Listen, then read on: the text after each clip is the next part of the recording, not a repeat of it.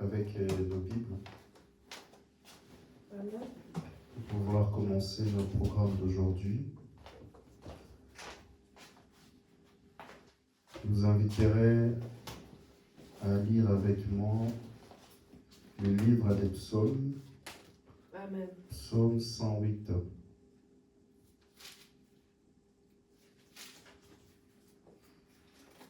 Psaume Amen. 108. Je lis au nom du Seigneur.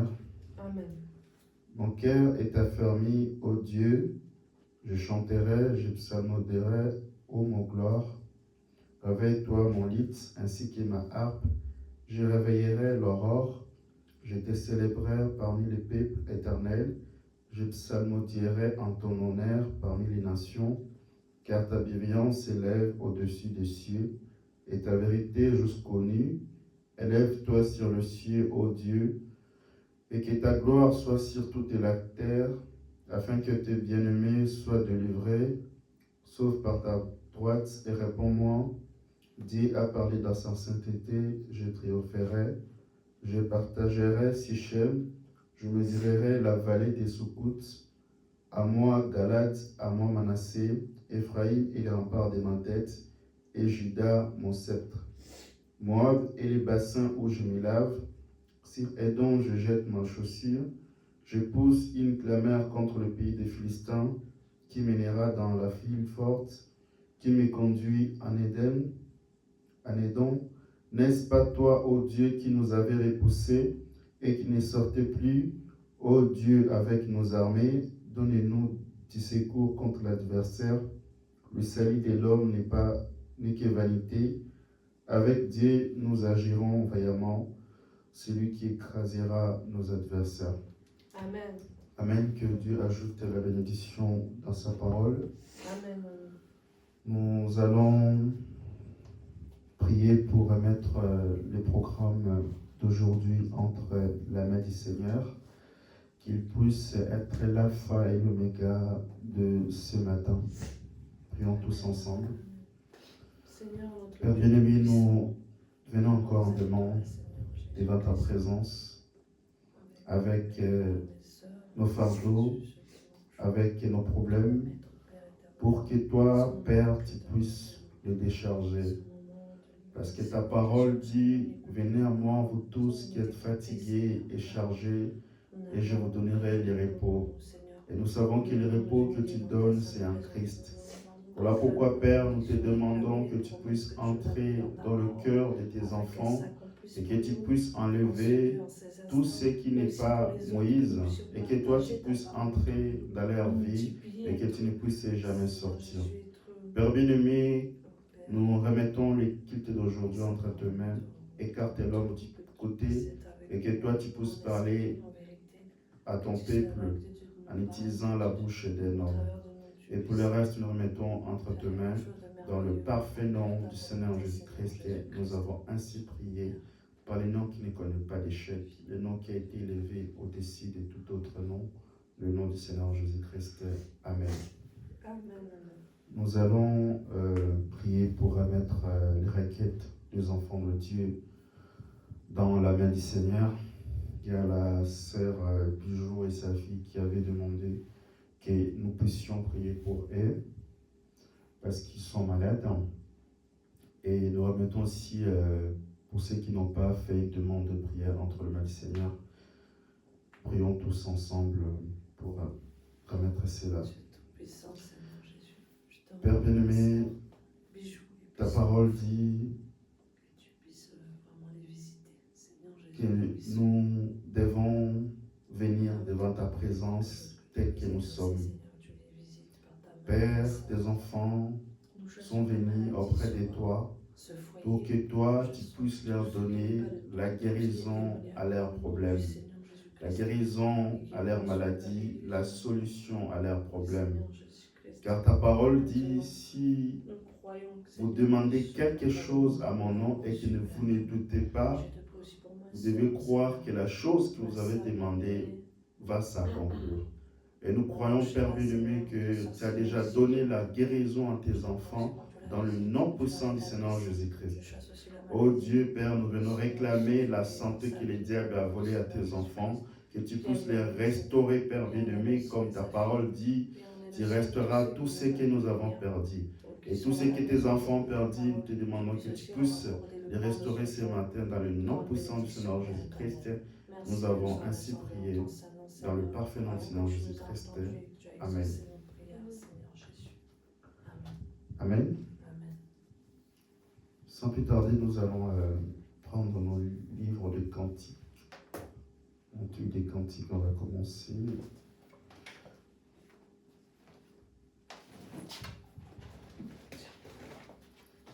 Accepte mon offrande. C'est le numéro 322. Numéro 322, page, je vous dis tout de suite.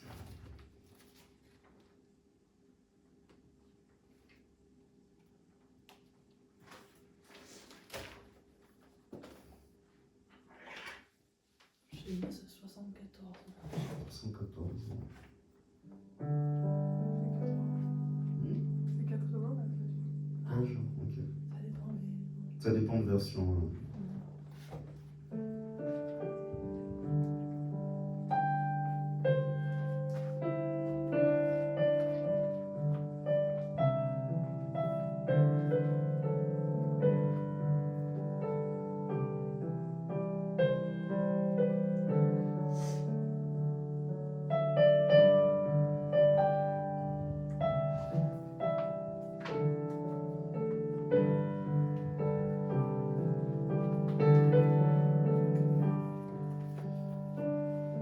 C'est mon joyeux service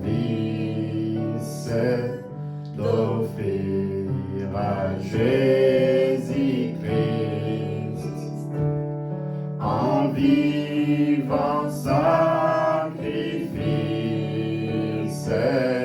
mon corps et mon esprit. Oh, acceptez, acceptez mon offrande,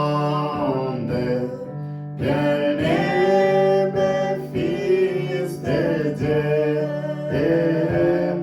et que sur moi descende la flamme du Saint-Dieu.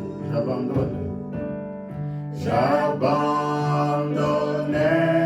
ma vie sans règle ni frayeur à ta grâce infinie, ô mon libérateur. Oh, accepte, accepte mon offrande,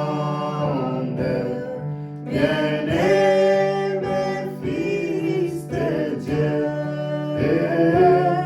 et que sur moi descende la flamme du Saint-Dieu. Qu'un fait nouveau, qu'un fait nouveau s'allume par ton amour en moi, et dans mon cœur consume ce qui n'est pas à toi. Oh, accepte, accepte mon offrande, bien-aimé Fils de Dieu, et que sur moi descende la flamme du Saint-Dieu. Viens Jésus, viens Jésus, sois mon maître, par ton sang racheté. À toi seul je vais être, et pour l'éternité.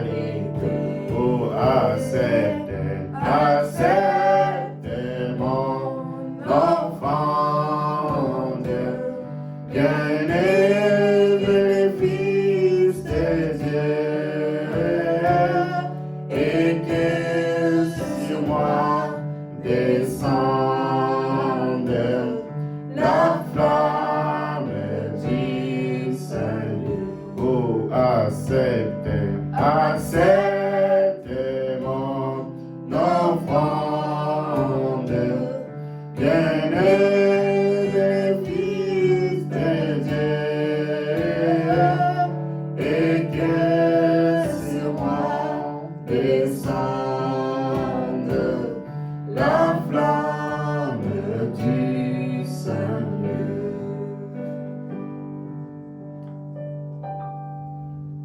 Amen. Amen. Nous allons enchaîner le cantique suivant.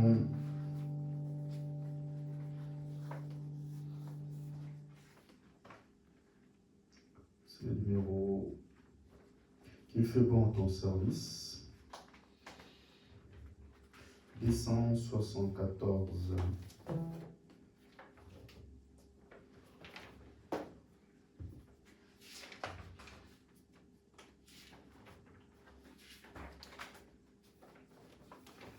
C'est le numéro 274, page 68.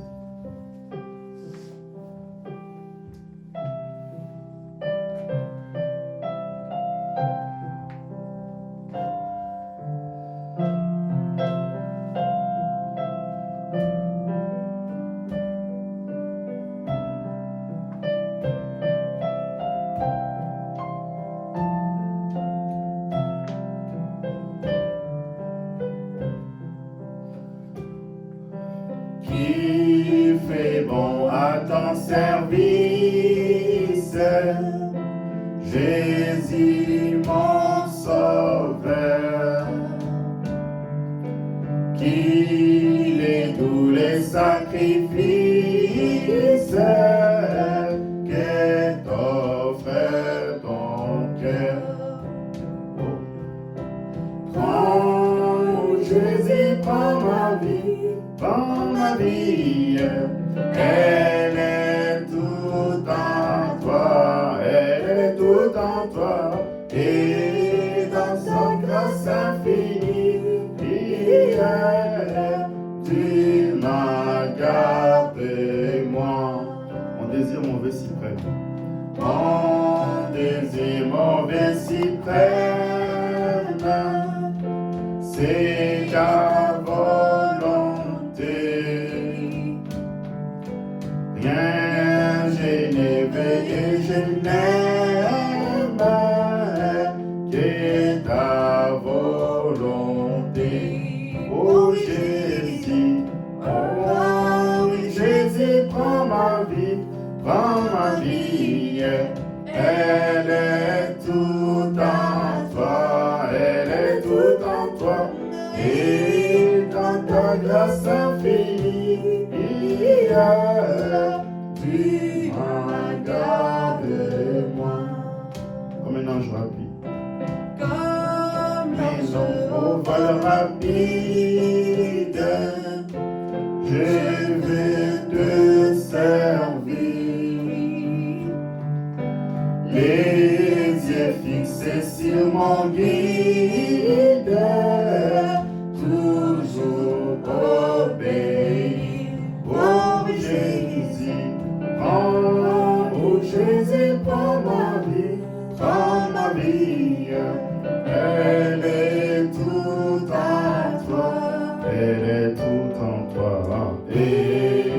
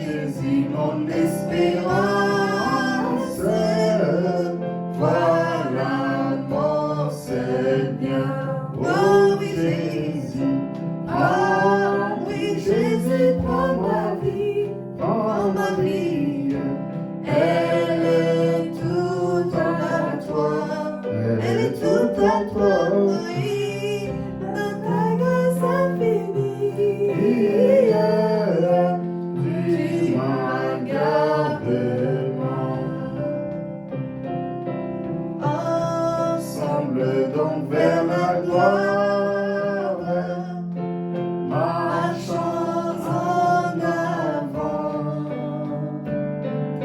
chantons l'hymne de victoire, toujours triomphant. Oh Jésus, prends, oui Jésus, prends ma vie, elle est toute à toi, elle est toute en toi, et dans sa grâce infinie, tu m'en gardes moi. Oh Jésus, prends ma vie, elle est toute en toi, elle est toute en toi, et dans ta grâce infinie, tu m'en gardes moi, tu m'en gardes moi. Amen. Restons debout, nous allons prendre nos Bibles dans le livre de Daniel. Daniel 3, versets 19 à 21. Je lis au nom du Seigneur. Amen.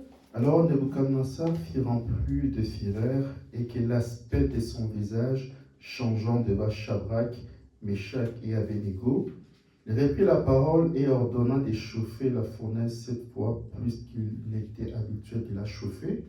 Puis il commanda à quelques-uns des plus vigoureux soldats de son armée de lier Shadrach, Meshach et Abednego et de les jeter dans la fournaise ardente. Ces hommes furent liés, revêtus de leurs habits et de leurs tuniques, de leurs manteaux et de leurs autres vêtements et jetés au milieu de la fournaise ardente. Que Dieu ajoute la bénédiction dans sa parole. Amen. Le reste du verset, nous allons le lire à la maison. Amen. Asseyez-vous.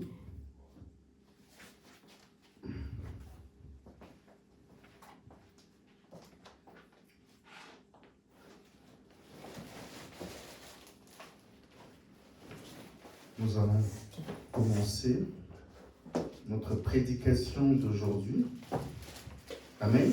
Amen. Je remercie le Seigneur Jésus-Christ. Nous avons encore permis que nous puissions nous retrouver ici, autour de son nom. Amen. Et n'hésitez pas à dire, dites à la personne qui est à gauche et à droite de vous que Dieu le bénisse richement. Que Dieu vous bénisse. Que Dieu vous comble.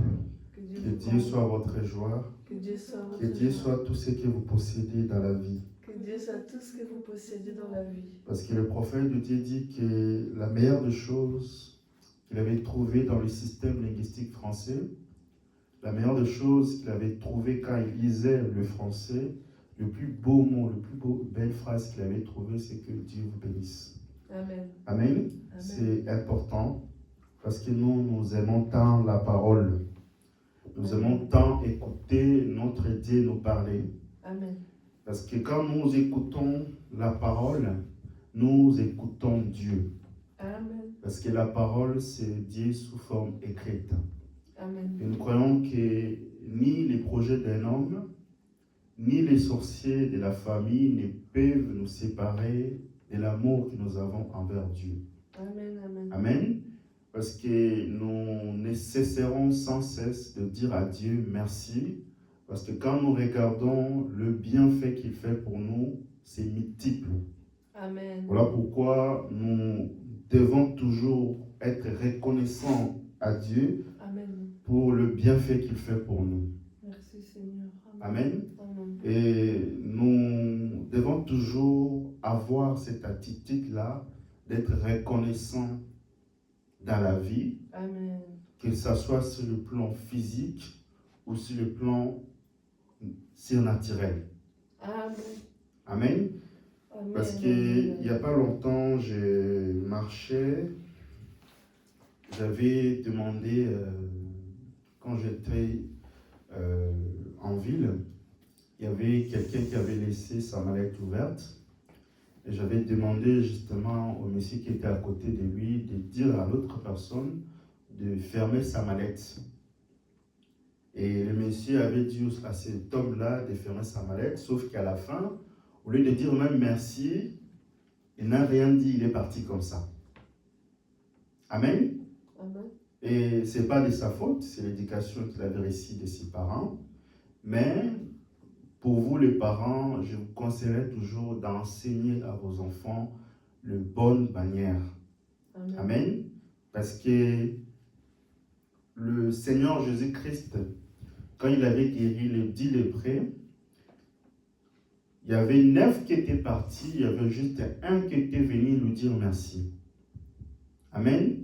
Et quand vous dites merci à quelqu'un, ça l'encourage de vous faire du bien. Amen. C'est quelque chose qui booste la personne à continuer à vous faire du bien. Amen. C'est la raison pour laquelle le prophète de Dieu, il dit il y a beaucoup de gens aujourd'hui qui iront au ciel juste parce qu'ils ont dit bonjour à quelqu'un. Juste parce qu'ils ont dit merci. Amen. Parce qu'ils étaient reconnaissants envers quelqu'un de la chose qu'il lui a faite. Voilà pourquoi quand le prophète habitait dans sa ville, il y avait un soulard. Je pense que vous avez déjà entendu l'histoire, qui avait l'habitude de saluer les révérends Branham quand il passait devant chez lui à la maison. Il disait tout le temps « Bonjour, Monsieur Branham, bonjour, révérend Branham », et chaque jour il faisait ça. Et un jour, le prophète rentra à la maison, il avait découvert que la personne qui était toujours au coin, il n'arrivait plus à le trouver. Une semaine, 2 semaines, c'était bizarre. Le prophète a fait des recherches, c'est là qu'il a appris que le Messie qui lui saluait tout le temps était mort. Et le prophète, compte tenu de la situation de cette personne-là, s'il mourait comme ça, il allait aller en enfer parce que c'était un grand soulard, un homme le plus réputé dans cette région-là. Mais à cause de son attitude envers les prophètes, juste parce qu'il saluait tout le temps le matin, les prophètes avaient prié pour lui. Et je vous dis, à l'heure à laquelle je vous prêche, il est au ciel. Et c'est la raison pour laquelle nous devons apprendre à nos enfants d'être reconnaissants, même dans de petites choses. Même quand quelqu'un te donne de l'eau, tu dois être reconnaissant envers lui. Amen. Amen. C'est important. Amen. Et aujourd'hui, nous avons toujours ces constats-là. Je pense que vous avez remarqué.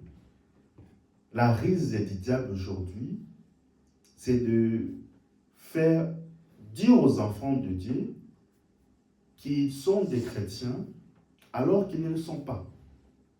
Ça s'appelle des l'illusion. Vous savez, l'illusion, c'est quoi?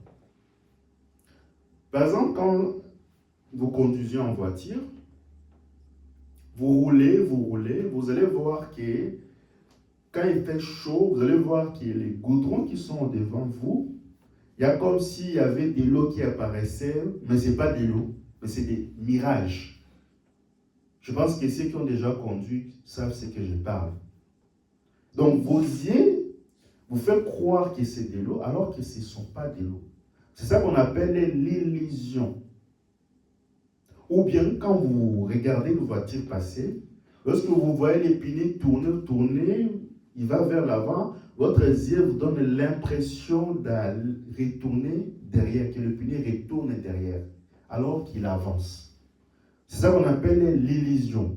Et le diable, justement, quand il entre dans la maison de Dieu, c'est ce qu'il fait. Donc, quand il te voit, toi, tu te dis que tu es chrétien, mais lui, il vient dans ta vie, il te fait croire que tu es chrétien alors que tu es un païen. Comment? Il va te dire que non, tu ne fumes pas, tu ne vas pas dans le boîte de nuit, tu ne fais pas telle chose. Donc cela prouve que tu es un enfant de Dieu. Alors que dans ton intérieur, tu as encore beaucoup de choses à arranger avec Dieu. Amen. C'est ce qui fait que Quand j'étais enfant, lorsqu'on me donnait une tâche à la maison,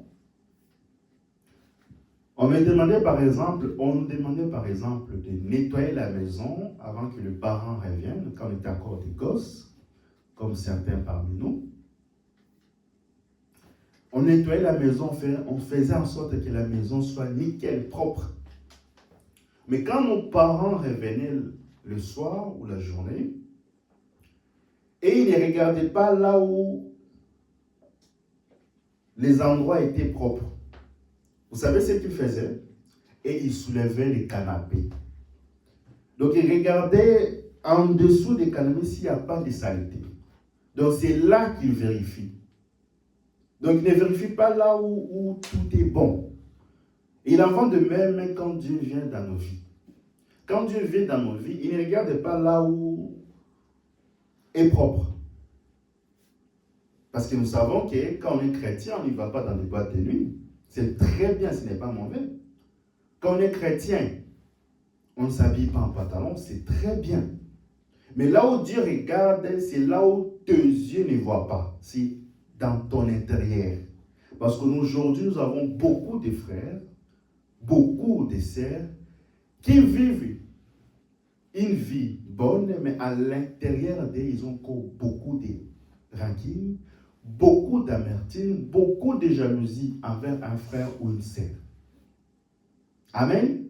Et la deuxième des choses que le diable fait, c'est quand il vient dans ta vie, toi tu sais que tu es un fils de Dieu, mais il te fait croire que tu es un païen ou une païenne. Comment il fait? Dans la journée, tu marches, il y a quelqu'un qui t'achoppe. Il t'achoppe, toi tu es fâché. Et le dimanche comme aujourd'hui, tu viens à l'église. Quand le prédicateur prêche que vous êtes un fils de Dieu, le diable vient dans ton oreille et te fait dire que toi tu es un fils du malin. Et pourtant tu es un fils de Dieu. Amen. Amen. Il va te dire que tu te rappelles, hier tu avais fait ça, tu avais fait ça. Ça c'est l'affaire du diable. C'est ça son affaire. De te faire douter qui tu es. Amen. Amen. Voilà pourquoi Paul pouvait dire ôtez en vous cette pensée que les chrétiens ont. De dire qu'aujourd'hui je suis devenu chrétien, demain je suis devenu païen, au lendemain je rétrograde. Il dit ôtez cela en vous. Quand Dieu vous sauve, il vous sauve une bonne fois pour toutes. Amen. Amen. Amen. Dieu ne peut pas vous sauver aujourd'hui et demain vous perdre. Dieu ne fait jamais ça. Quand il vous a sauvé, c'est pour dire bon, c'est fini. Parce qu'il savait que quand vous allez naître, vous allez commettre des erreurs. Il savait tous les défauts que vous allez commettre. Mais malgré ça, il vous a quand même aimé. Malgré vos défauts, il vous a quand même aimé. Malgré vos problèmes, vos difficultés, il vous a aimé comme vous êtes. Amen. Voilà pourquoi nous devons toujours dire à grâce, merci à Dieu pour tout le bienfait qu'il fait pour nous. Amen. Parce que dans le monde, nous avons beaucoup de gens qui sont meilleurs que nous. Amen. Quand on regarde leur vie, les prophètes étaient dit que Jésus, quand on regardait sa vie et la vie des pharisiens, la vie des pharisiens était même meilleure plus que la vie de Jésus.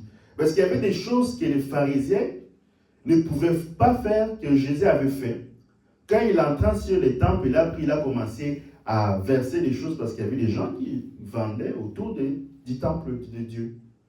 Et Jésus faisait ça. Or, le pharisien ne pouvait pas faire ça. Amen. C'est très important ce que nous disons. Amen. Amen. Amen. Donc nous allons maintenant entrer dans notre sujet d'aujourd'hui.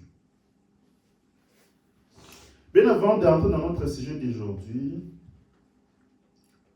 je vais rappeler quelque chose que la plupart des chrétiens ont l'habitude d'oublier. Vous savez, l'oubli, c'est une malédiction. Amen. L'oubli, ce n'est pas quelque chose de bien. Parce que vous savez, il y a beaucoup de gens qui ont l'habitude de procrastiner. Vous savez, procrastiner, c'est quoi? C'est de remettre à demain ce que vous devez faire aujourd'hui. Cette habitude-là n'est pas chrétienne. Amen.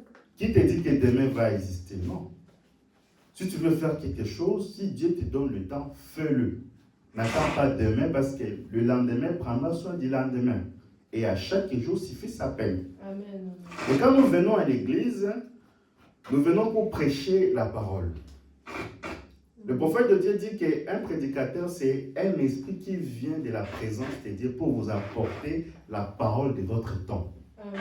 Et quand nous venons à l'église, nous ne venons pas prêcher notre vie, parce qu'il n'y a rien de bon à l'homme. Mais nous venons prêcher la vie de Jésus-Christ qui va être transmise Amen. à travers nous. Amen. Amen. Voilà pourquoi, quand nous venons à l'église, nous devons toujours être très attentifs. Le prophète l'explique dans l'expectative.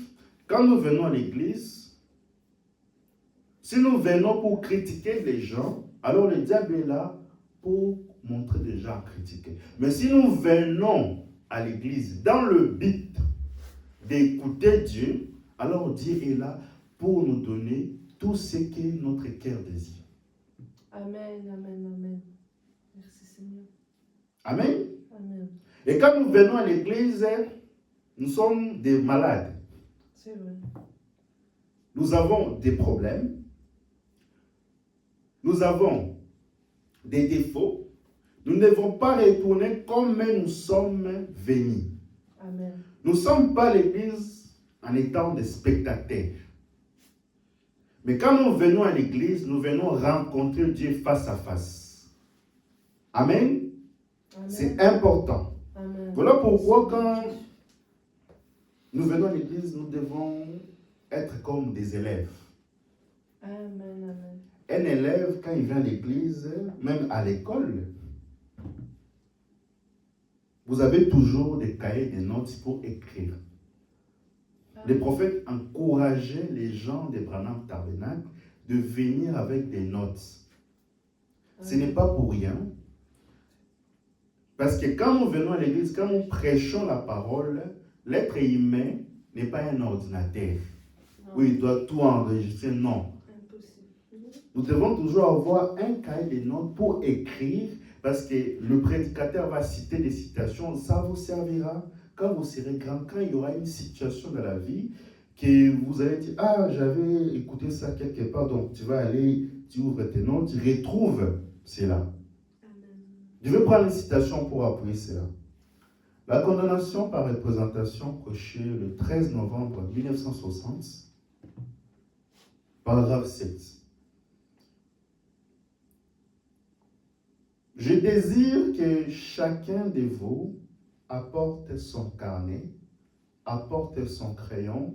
En effet, nous allons citer des époques, des dates, des passages, des écritures sur les 7 âges de l'Église, les âges de l'Église, les derniers 7 âges de l'Église, et montrer la façon dont tout cela prend forme.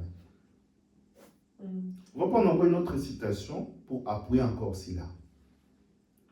Israël et l'Église, ou Israël à la mer Rouge, prêché le 26 mars 1953. Paragraphe 7 toujours. Oh, excusez-moi, frère, et voici encore 2 frères. Frère Freeman, s'il vous plaît, prenez-les peut-être. Celui qui n'a pas de Bible, l'Ancien Testament, nous faisons une étude dans l'Ancien Testament, tout particulièrement ce soir.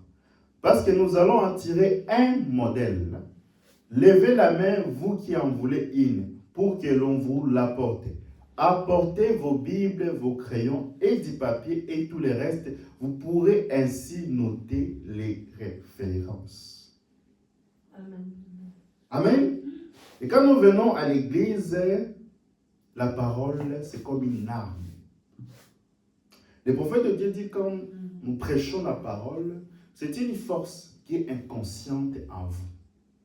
Et quand vous sortez en route, le prophète de Dieu dit, il y a une force qui sort en vous pour aller combattre le mal. Amen.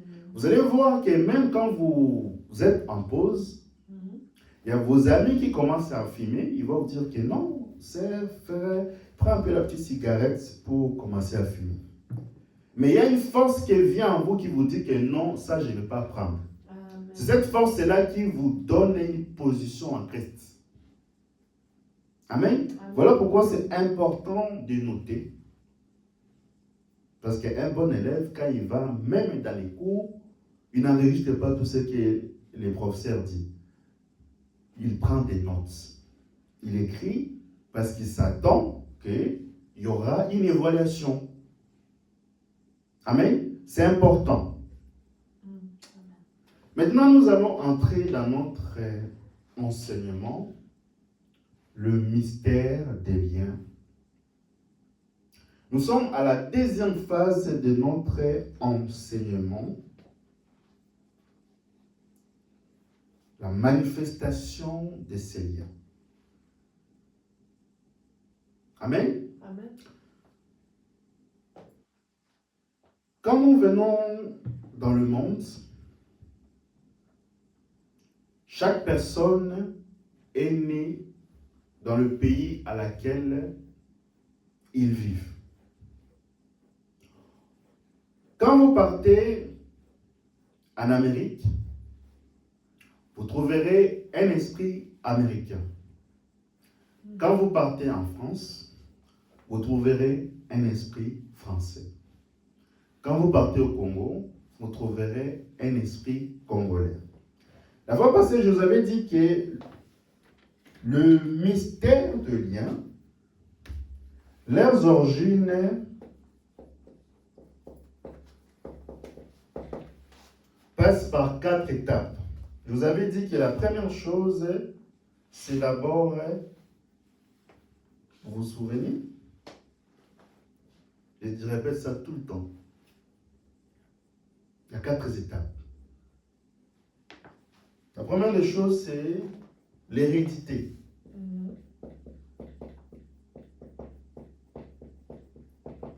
Ensuite, les signes zodiaques.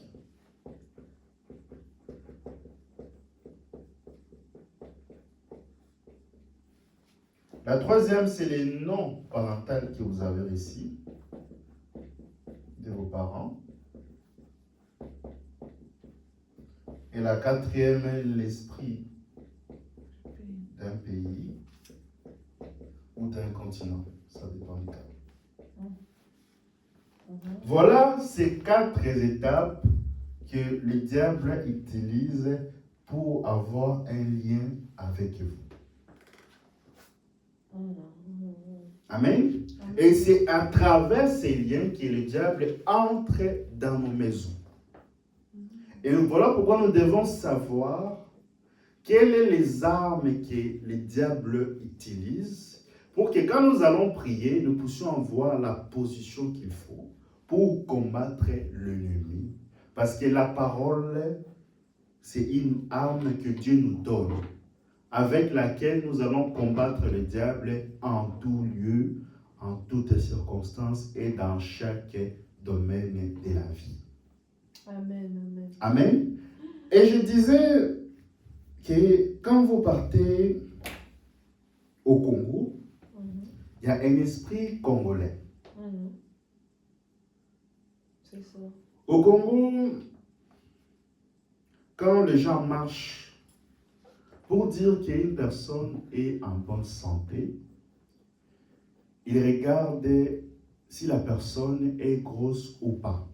C'est ça, c'est ça. Quand on voit que les frères là est costaud, la sœur là, elle est grosse, ils disent que dans leur famille, ils sont riches. Et quand ils voient d'autres frères, d'autres sœurs qui sont minces, ils disent, et là, ils ne mangent pas beaucoup chez eux. Ils souffrent. Amen. Amen. Et mais quand maintenant nous venons en France ou en Europe en général, vous allez voir que c'est l'inverse. Complètement.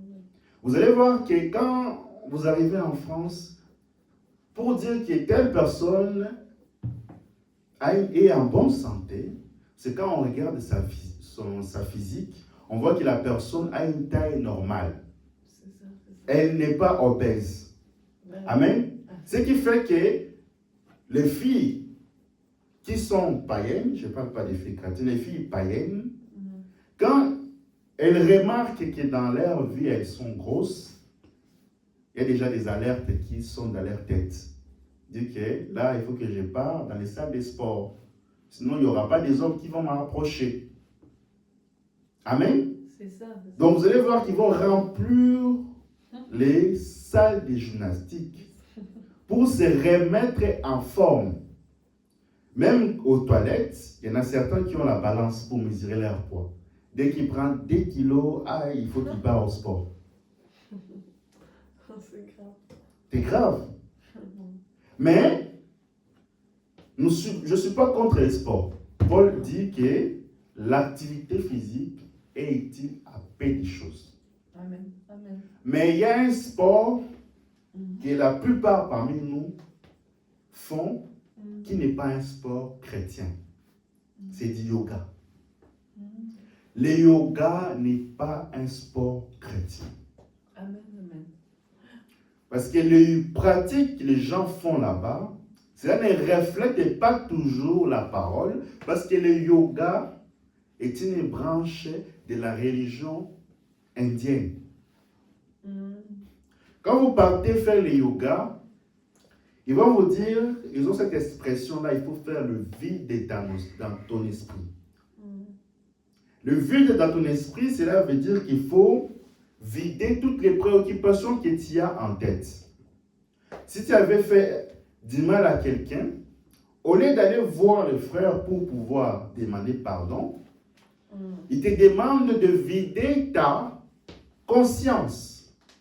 Alors nous savons que la Bible dit dans Genèse, au commencement régnait le ténèbre sur la terre.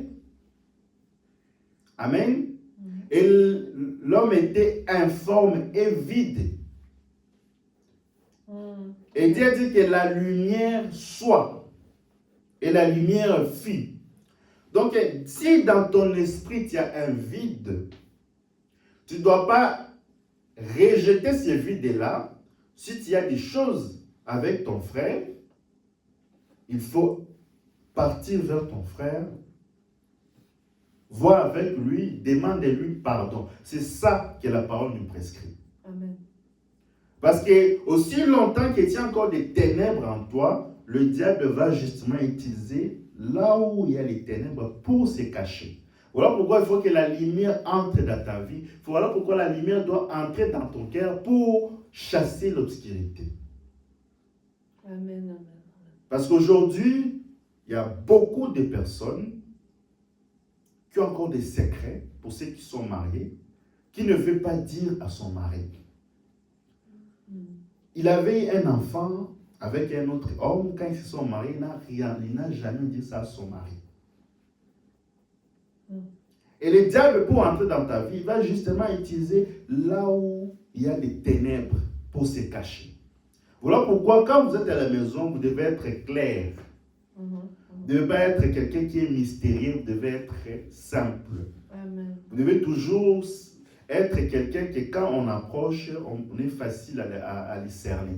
Parce qu'aujourd'hui, beaucoup de personnes, tu peux rester avec lui pendant 1 an, des années, tu ne sais pas qui il est réellement. Or, la Bible dit que si l'Esprit de Christ est en vous et le Saint-Esprit qui est en moi, vous savez qui je suis. Amen. C'est important. Amen. Amen, amen. Et aujourd'hui, on a aussi cette expression que la plupart parmi nous savent. Que je suis né sur une bonne étoile. Vous avez déjà écouté ça? Oui. Dans la vie, chez vos amis, à l'école. Quand tu vois quelqu'un faire quelque chose de bien ou l'a gagné à la loterie, il y a beaucoup de gens qui viennent le voir. Ah frère, tu es un jackpot. Toi, tu es né sous une bonne étoile. Même à l'église, on a beaucoup parmi nous qui envient même d'autres frères, qui envient même d'autres sœurs. Oh non, nous sommes venus dans ce monde pour souffrir. Il n'y a que les autres qui réussissent. Dieu ne t'a jamais créé pour souffrir dans ce monde. Amen.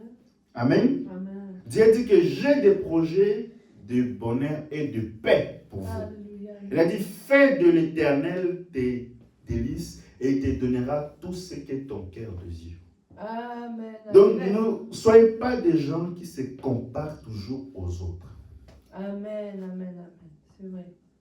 Amen. Parce que Dieu sait à quel moment il va te bénir. Chacun de nous a un calendrier devant Dieu. Amen. Si l'autre frère est béni, ton jour viendra. Exactement. Amen. Je le crois. Amen. Je crois ça. Amen. Dieu sait à quel moment il te donnera. N'essayez pas de presser Dieu. Non seulement les autres, non. Dieu sait à quel moment il te donnera. Et quand Dieu te donne les choses, ce n'est pas pour que demain tu la perdes. Il te donne pour dire bon. Même tes enfants vont bénéficier de cela. Amen. Amen. Aujourd'hui, est venu en retard dans ma vie. Dieu ne vient jamais en retard. Amen. Le prophète nous a prêché la nourriture au temps convenable. Amen. N'essayons jamais de défoncer Dieu.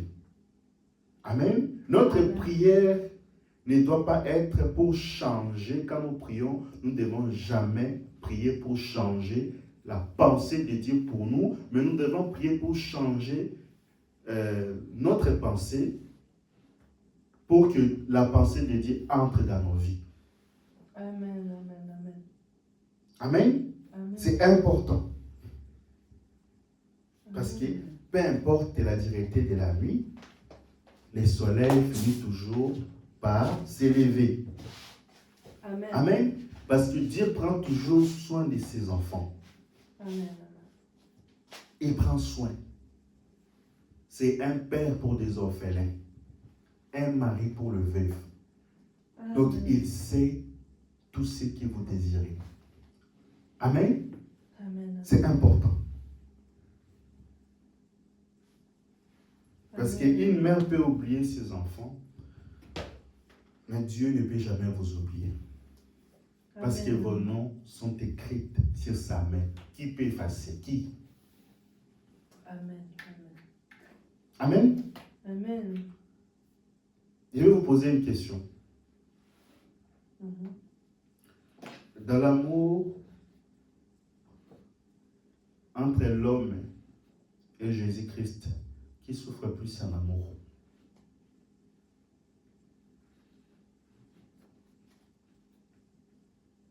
Entre l'homme que nous sommes et Jésus-Christ, qui souffre plus en amour? C'est le Seigneur Jésus-Christ. Parce que la Bible dit, Dieu a tant aimé le monde qu'il a donné son Fils pour que moi et toi nous soyons sauvés. Amen. Dieu n'avait pas de fils pour dire que non, je vais prendre l'autre. Non, il n'avait qu'un seul Fils. Il a sacrifié ça pour nous. Pour que moi aujourd'hui, moi et vous, nous puissions être appelés fils et filles de Dieu. Amen. Amen. Merci Seigneur Jésus. C'est pas l'amour, ça. Si. Qui parmi nous peut sacrifier son fils dans le but de sauver le voisin? Qui? Il n'y a personne ici qui fera ça. C'est vrai. Mais Dieu a fait ça pour nous. Parce que l'amour de Dieu est inconditionnel. Amen. Amen. Quand il nous a aimés, il nous a prédestinés bien avant la création du monde. Il savait qui nous on serait. Amen. Il savait qui tu seras. Il savait quel choix tu allais faire. Il savait tout de toi, tes défauts. Amen. Ce n'est pas tes faiblesses d'aujourd'hui qui peuvent s'y prendre Dieu. Amen. Amen. Amen. C'est important. Amen. Nous allons maintenant prendre l'expression être né sous la bonne étoile. C'est une coutume que nous avons l'habitude d'écouter en France, en Europe, aux États-Unis. C'est une coutume. Non, nous devons savoir, ces mots-là viennent d'où? Les origines, ça vient d'où?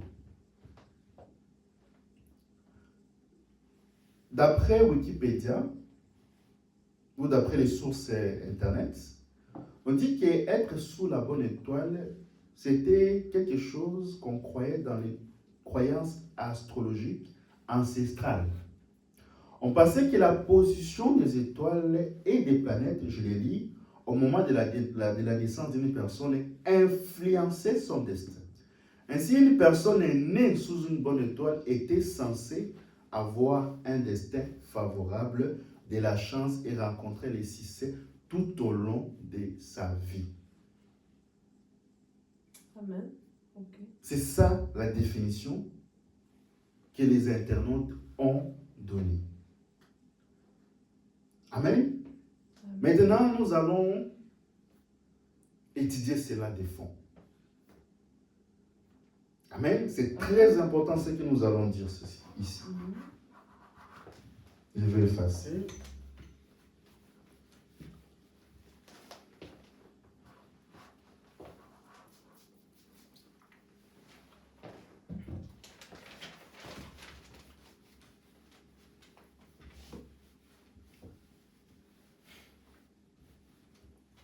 Combien parmi nous savent qu'ils sont des étoiles? Amen. Vous êtes des étoiles. Amen. C'est bon? Vous êtes une étoile. Une étoile brille quand il y a de l'obscurité. Amen. Et dans l'obscurité à laquelle nous vivons, vous brillez. Amen. Amen. C'est très important. Maintenant, avant de commencer cela, nous allons prendre une citation du prophète. Leçon inconfus. Leçon confus prêchée le 18 décembre 1960 à Indiana. Paragraphe 37. Écoutez-moi très bien. J'attire votre attention parce que c'est très important ce que nous enseignons. Amen. Parce que dans cette citation, il y a beaucoup des enfants de Dieu qui se sont retrouvés dans cette situation. Il y en a plein. Nous allons le lire, après je vais l'expliquer après. Paragraphe 37. Or, quand nous avons été créés, quand nous avons été créés récemment, ils ont découvert que votre corps est plein de lumière. Amen. La radiographie l'éprouve. La radiographie ne se fait pas à l'aide de sa propre lumière. Vous écoutez? La machine que vous voyez là, la radiographie, quand vous partez à l'hôpital, ça ne fabrique pas de lumière. Vous êtes de lumière. Le prophète continue. C'est votre lumière qu'elle utilise. À votre naissance, vous avez 4 rayons lumineux. Peu après, disons à 20, à 25 ans, un rayon disparaît. Et à 35 ans, un autre rayon disparaît. Ou à 40 ans, un autre disparaît. Et finalement, quand vous dépassez les 65 environ, vous vivez de votre dernier rayon. Oh là là. Et chaque fois qu'on vous fait une radiographie, ces rayons sont détruits. C'est pourquoi on n'a plus et vous mettez le pied de ces enfants de ces machines, car ça ne faisait que détruire les rayons lumineux de leur petit corps. Vous écoutez? Et c'est de la lumière cosmique qui est en vous, dont vous êtes constitué, c'est plein de cellules de lumière. Eh bien ça, c'est de la lumière cosmique. Là, le prophète a souligné que les machines, car les machines détruisent quoi? Vos lumières. Nous allons maintenant parler beaucoup plus sur cette partie. Une étoile, on a lu avec vous,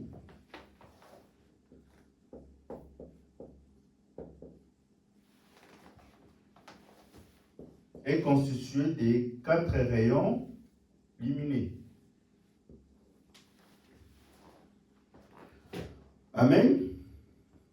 Amen.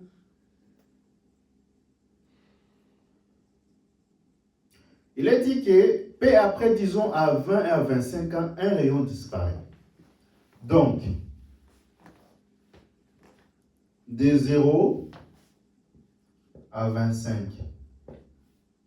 un rayon.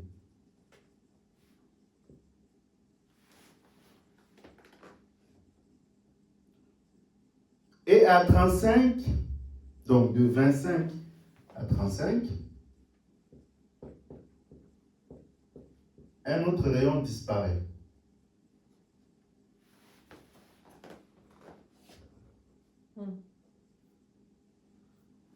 Amen. Amen. Et il continue. Un autre rayon disparaît ou à 40 ans, un autre disparaît. Donc de 35 à 40.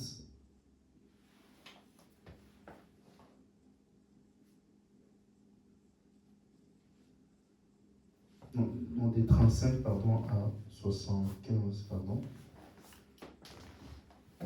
Il veut juste...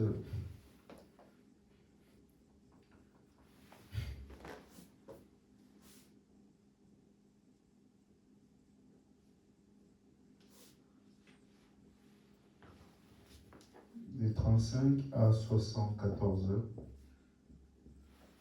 Et l'autre rayon disparaît quand vous dépassez les 75.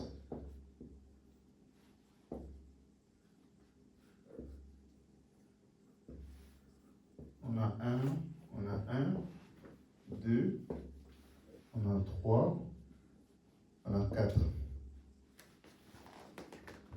Amen. Amen. Donc là, c'est la constitution d'une étoile. Nous tous, nous passons par ces cycles. Donc le prophète explique que dans une étoile, nous avons 4 rayons lumineux. Il explique, il dit que lorsque vous atteignez 25 ans, un rayon de votre vie disparaît. Et quand tu dépasses le 25 ans, donc là tu entres dans la phase de la deuxième rayon, il dit entre 25 et 35 ans, un autre rayon disparaît dans ta vie. Et quand tu arrives de 35 à 74, là il y a le troisième rayon de ta vie disparaît. Et quand il dépasse les 75, c'est fini, la mort te prend.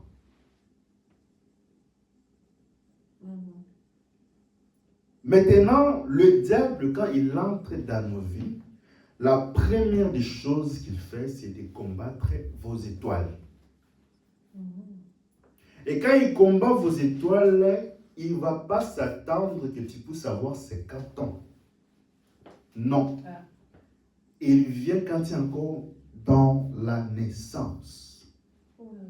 Et c'est là qui est la cause de beaucoup de blocages des enfants de Dieu à l'église. À cause de cette procédure. Nous allons l'expliquer avec des exemples concrets. Amen. Au pays,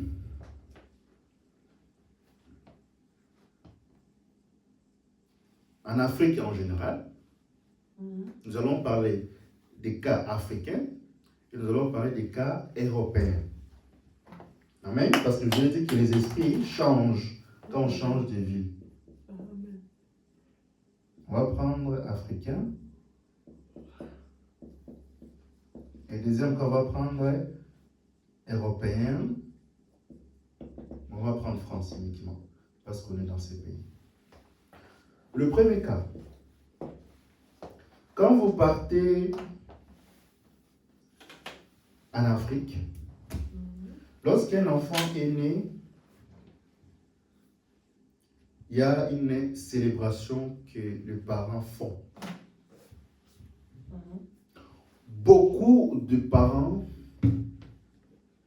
qui se disent qu'ils sont des chrétiens, quand ils organisent des fêtes à leur maison, ils invitent non simplement des chrétiens, mais aussi des païens qui viennent à leur fête.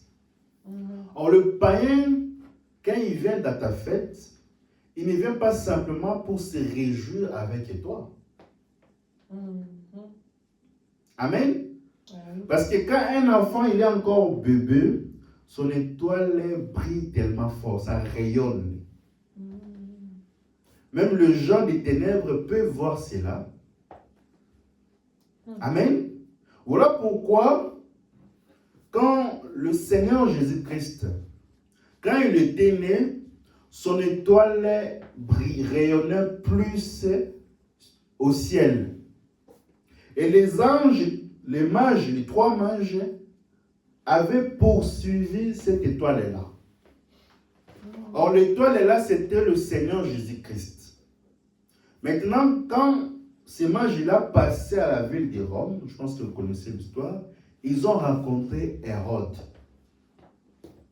Or, Hérode était le type d'Apocalypse 12.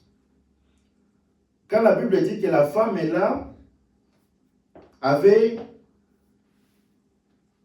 une couronne au-dessus de sa tête, il se prêtait à enfanter, à donner l'enfant. Il y avait les dragons qui cherchaient à les dévorer. Or, les dragons qui sont, c'était Hérode, c'était les diables, les serpents anciens, que les Japonais aujourd'hui ont chez eux. Parce que quand vous partez chez les Japonais, les serpents là-bas, ils ont encore des pattes. Ils ont des bras, ils ont des laqués, ils peuvent encore bouger. Or, Dieu avait déjà enlevé ça. Amen. Donc les serpents entiers là, c'était les diables. Et quand les 3 mages sont partis voir Hérode, Hérode voyait que la lumière là, qui rayonnait plus, allait être une menace pour sa royauté. Qu'est-ce qu'il avait fait? Il a voulu tuer le bébé Jésus-Christ quand il était encore un enfant. Et Jésus était l'étoile qui brillait dans son temps, parce que la Bible dit qu'il était l'étoile du matin. Il rayonnait plus. Amen. Amen. Donc le diable, pour attaquer à ton étoile, il viendra quand tu es encore un enfant, quand tu es encore un bébé.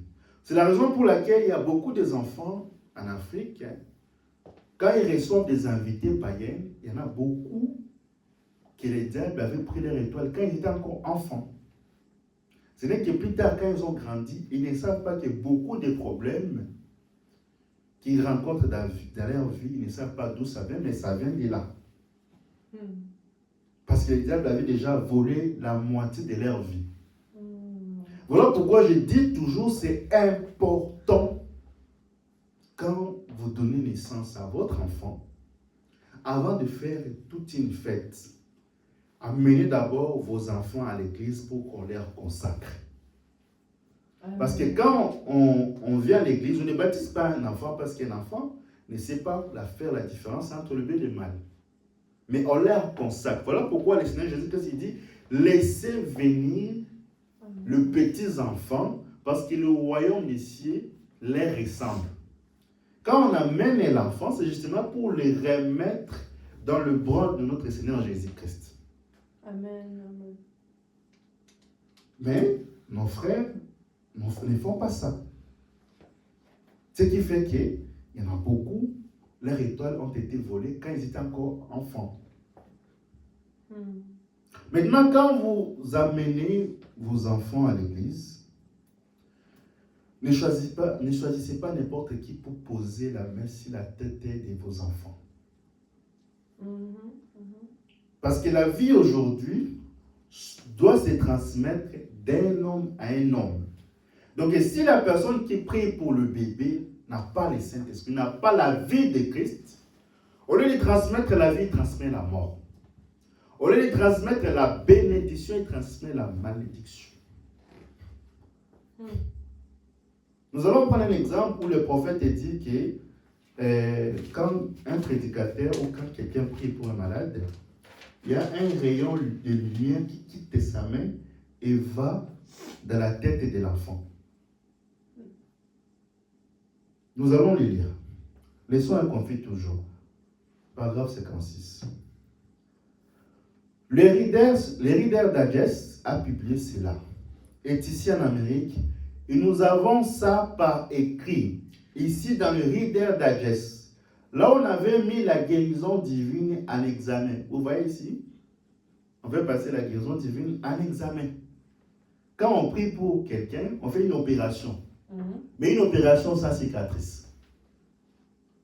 C'est Dieu qui descend pour guérir son propre fils. Amen. Maintenant, on fait passer la guérison divine